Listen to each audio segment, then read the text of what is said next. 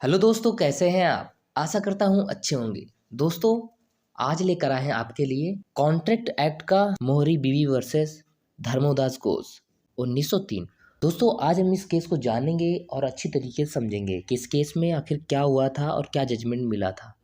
तो चलिए स्टार्ट करते हैं। दोस्तों, इस वाद में प्रिवी काउंसिल ने विचार व्यक्त किया कि एक अवैध संविदा करने के लिए सक्षम पक्षकार नहीं है तथा एक अवयस्क व्यक्ति द्वारा की गई संविदा शून्य होगी। अगर कोई संविदा में अवयस्क व्यक्ति है तो वह वैध संविदा नहीं मानी जाएगी, वो अवैध होगी। जो एक अवयस्क द्वारा की गई संविदा शून्य होगी। इस वाद में एक अवयस्क धर्मोदास घोष ने अपनी संपत्ति ब्रह्मदत्त के पास बंधक रख ऋण लिया। मतलब कुछ अपनी संपत्ति थी धर्मोदास घोष की, उन्होंने ब्रह्मदत्त के पास उसको बंधक में रख दिया और उसे ऋण लिया, मतलब कुछ रुपए ले लिए। ब्रह्मदत्त ने कुछ रुपए तुरंत दे दिए। शेष ऋण के लिए कार्यवाही के दौरान ब्रह्मदत्त के एजेंट केदारनाथ को यह सूचना मिली कि धर्मदास अवयस्क था। जो शेष ऋण बचा था तो उसके एजेंट को यह सूचना मिली कि वो जो धर्मदास था वो अवयस्क था। इसके पश्चात धर्मदास घोष ने न्यायालय में यह तर्क दिया कि चूंकि वह अवयस्क था अतः वह बंधक की संविदा करने में असक्षम था, अतः इसके द्वारा ब्रह्मदत्त के पास की गई बंधक की संविदा शून्य थी।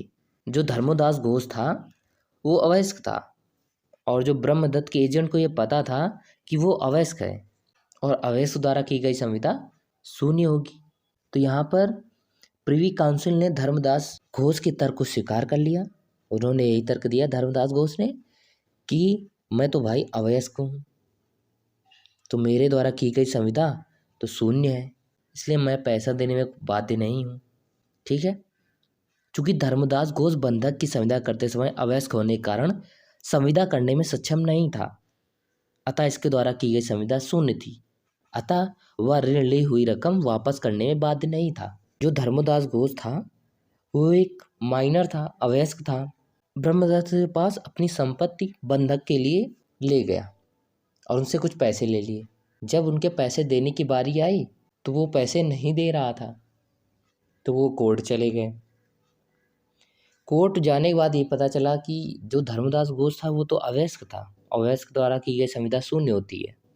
तो यहाँ पर जो ब्रह्मदत्त थे उन्होंने यह तर्क रखा कि जो धर्मदास घोष था उसने हमारे साथ मिसरिप्रेजेंट किया है, मिथ्या बोला है, झूठ बोला है कि मैं अवयस्क था, जबकि जो ब्रह्मदत्त का एजेंट था उसको पता था कि धर्मदास घोष एक अवयस्क है। उसके बाद भी उन्होंने संविदा की तो कोर्ट ने इनके तर्क को नकार दिया और धर्मदास घोष के तर्क को स्वीकार करते हुए यह निर्णय दिया कि अवयस्क द्वारा की गई संविदा शून्य होती है।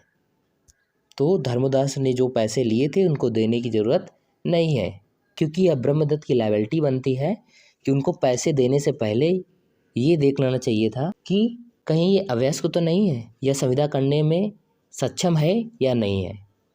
इसलिए इसमें मेन निर्णय यही आया कि जो अवयस्क द्वारा की गई संविदा शून्य होती है। संविदा वयस्क ही कर सकता है, अवयस्क नहीं कर सकता। इसलिए हमेशा सावधान रहिए कि अवयस्क के साथ कभी संविदा नहीं करनी है।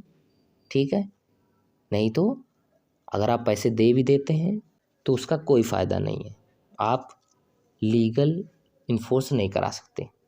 तो इसलिए इस केस में मेन यही था। मोहरी बीवी बनाम धर्मदास घोष 1903 में यही निर्णय आया। तो दोस्तों, कैसा लगा वीडियो कमेंट करके ज़रूर बताइएगा और इम्पोर्टेंट क्वेश्चन लाते रहेंगे कॉन्ट्रैक्ट एक्ट के। एक बेसिकली कॉन्ट्रैक्ट एक्ट का है कि अवयस्क द्वारा की गई संविदा शून्य होती है या नहीं होती, तो अवयस्क द्वारा की गई संविदा शून्य होती है। ठीक है, उसका ये केस है। तो मिलते हैं नेक्स्ट वीडियो में। जय हिंद, जय भारत।